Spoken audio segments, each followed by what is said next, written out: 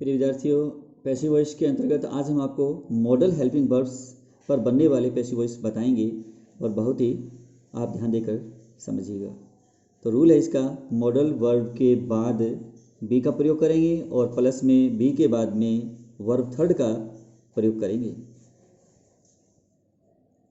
तो सबसे पहले एग्जाम्पल के रूप में आप यहाँ पर समझ लीजिएगा, कैन के बाद क्या लगाएंगे, बी लगाएंगे, उसके बाद में वर्ब थर्ड करेंगे। इसी प्रकार से कुड लिखेंगे, कुड होता है सहायक क्रिया, तो कुड के बाद पैसिव वॉइस होगा, कुड होगा वाक्य में, तो हम बी लगा करके थर्ड फॉर्म लगाएंगे। विल है तो बी लगाएंगे, फिर थर्ड फॉर्म करेंगे। वुड है तो बी लगाएंगे, थर्ड फॉर्म करेंगे। मे है तो मे करके बी लगाएंगे, फिर थर्ड फॉर्म लगाएंगे पैसिव में। और माइट है तो माइट भी थर्ड फॉर्म कर देंगे पैसिव में। आउट टू है तो आउट टू के बाद में बी लगाएंगे, थर्ड फॉर्म कर देंगे पैसिव में। इसी प्रकार से सेल है तो सेल भी थर्ड फॉर्म, शुड है तो शुड भी थर्ड फॉर्म, यूज्ड टू है तो यूज्ड टू भी थर्ड फॉर्म, मस्ट है तो मस्ट भी थर्ड फॉर्म, नीड नॉट है तो नीड नॉट भी थर्ड फॉर्म। ऐसा इसमें हम बदलाव करेंगे पैसिव बनाते समय। अब रही बात एग्जाम्पल के लिए, पहला है आई कैन डू इट, मैं इसे कर सकता हूँ। तो आई कैन मैं सकता हूँ, डू नहीं करना, आई कैन डू इट मैं इसे कर सकता हूँ। इसका पैसिव वॉइस बन जाएगा। इसको इट को आप सब्जेक्ट बनाइएगा और कैन का कैन ही रखना है और फिर बी लगाना है, जैसे ऊपर मैंने बताया। और डू का थर्ड फॉर्म क्या होता है, डन होता है। तो इट कैन बी डन, यह किया जा सकता है बाय मी, मेरे द्वारा। तो इसका जो क्वेश्चन है हमारा, आई कैन डू इट, मैं इसे कर सकता हूँ, तो इसका पैसिव है it can be done by me, मेरे द्वारा यह किया जा सकता है। दूसरा सेंटेंस है वी कैन नॉट, यानी वी कैंट डू इट, हम इसे नहीं कर सकते हैं। तो इसका पैसिव ये नेगेटिव है तो हम नेगेटिव ही इसको बना देंगे। तो इट कैन नॉट पूरा लिख दीजिए, it can not be done, ये नहीं किया जा सकता है बाय अस, हमारे द्वारा। तीसरा है कैन यू डू इट, ये प्रश्नवाचक है, ये नेगेटिव था, ये प्रश्नवाचक है, ध्यान रखिएगा, क्योंकि प्रश्नवाचक वाक्य के अंदर प्रश्नवाचक चिन्ह भी होता है। कैन यू डू इट, क्या आप इसे कर सकते हैं, कैन इट बी डन, क्या इसे किया जा सकता है बाय यू, आपके द्वारा।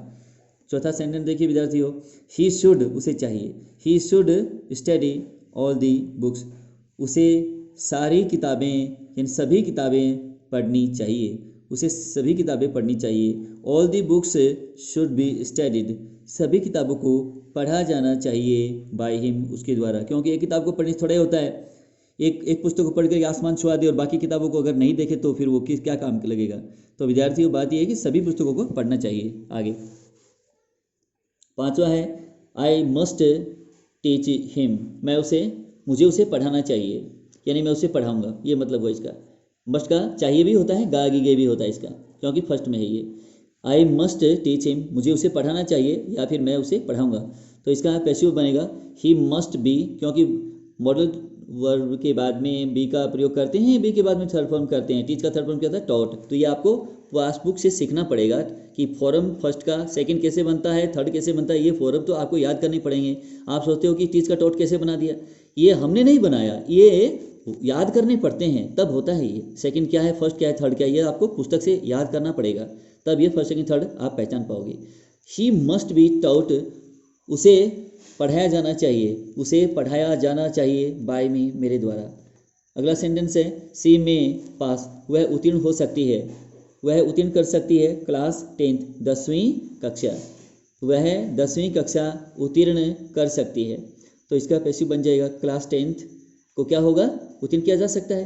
तो 10th यानी क्लास 10th में बी पास्ड बाय हर, उसके द्वारा कक्षा 10वीं उत्तीर्ण किया जा सकता है।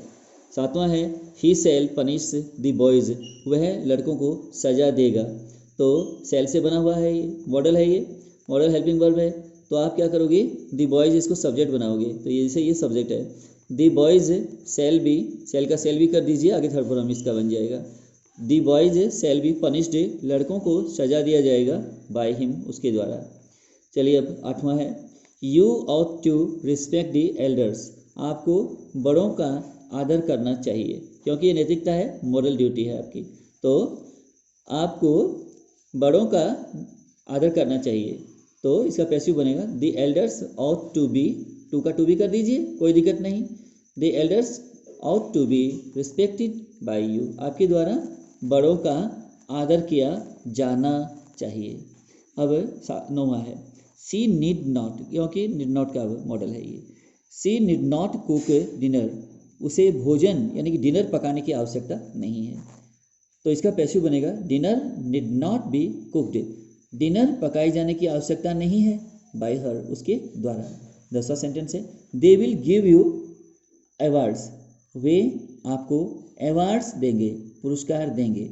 Awards will be given, awards दिया जाएगा टू यू, आपको, क्योंकि गिव के बाद में हमेशा टू का प्रयोग होता है ऑब्जेक्ट लिखने के लिए।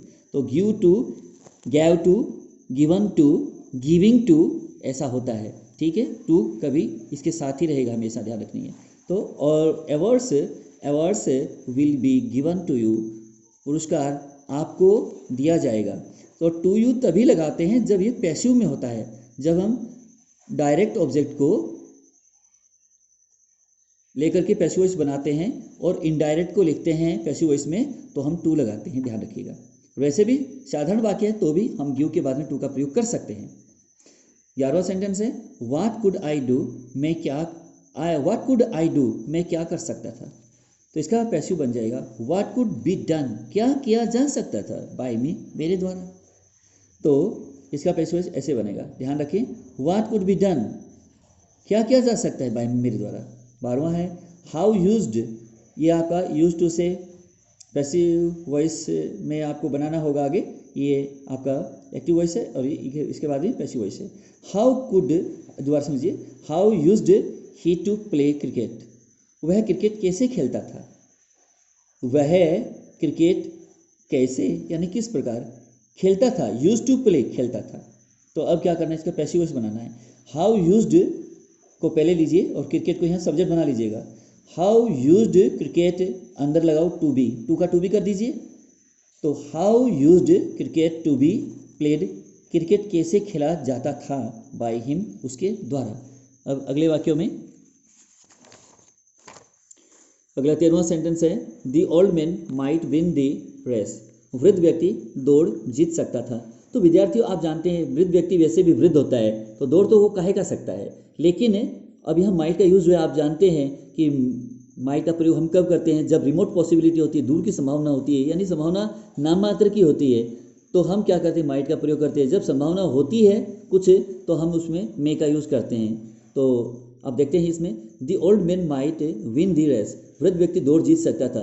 वृद्ध व्यक्ति आप समझते हैं चल भी नहीं सकता है मुश्किल से, तो दौड़ क्या लेगा वो, ऐसे में हम माइट का यूज़ कर रहे हैं, तो बिल्कुल सही है आपका। तो द रेस, अब ये ऑब्जेक्ट है, द रेस क्या है, ये नाउन है।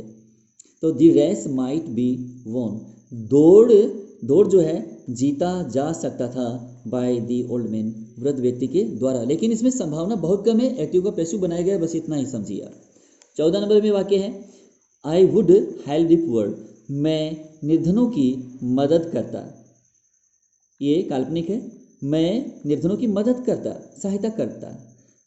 तो इसका पैसिव बन जाएगा the poor would be helped, निर्धनों की मदद की जाती, सहायता की जाती बाय मी, मेरे द्वारा, क्योंकि कंडीशनल सेंटेंस का दूसरा भाग है पास्ट वाला, ये आप देख सकते हैं। 15वां है सी कैन बाय, वह खरीद सकती है, ए ड्रेस, पोशाक, एवरी डे, प्रतिदिन, वह प्रतिदिन एक पोशाक खरीद सकती है, यानी हर दिन वो एक एक पोशाक खरीद सकती है। तो इसका पैसिव बन जाएगा a dress can be bought, पोशाक खरीदी जा सकती है, एवरी डे, प्रतिदिन पोशाक खरीदी जा सकती है बाय हर, उसके द्वारा। तो विद्यार्थियों ये सारे मॉडल वर्ब्स पर आधारित पैसिव वॉइस थे। अगर आपको इसमें कुछ जानना है तो आप कमेंट में